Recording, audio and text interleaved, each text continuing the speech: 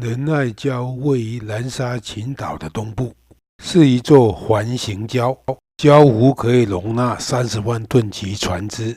退潮的时候，岛礁的大部分面积会露出水面，与永暑岛、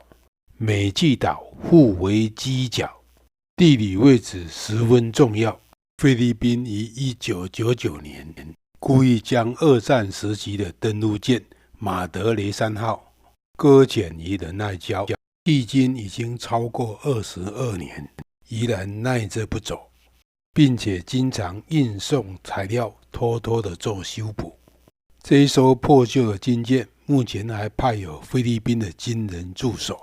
并且升降旗有意长期镇领。菲律宾之所以有恃无恐，是因为有美国在背后的撑腰。因为美菲目前还有共同的防务条约，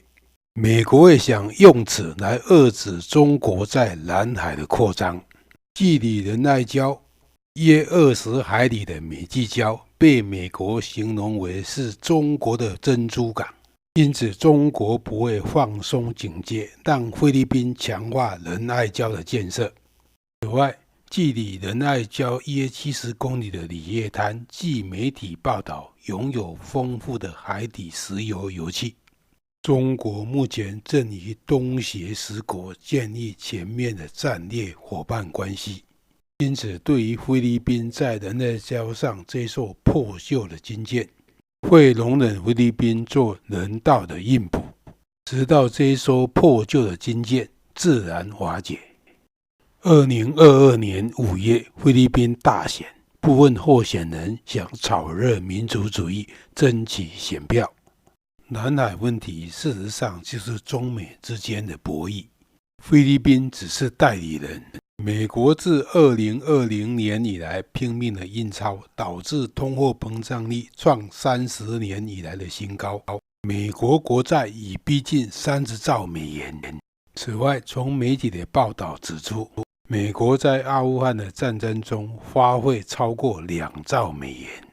最后还是以失败告终。因此，实质上，美国已经无能力再疯狂的印钞，再发动海外战争，尤其面对中国这样的大国。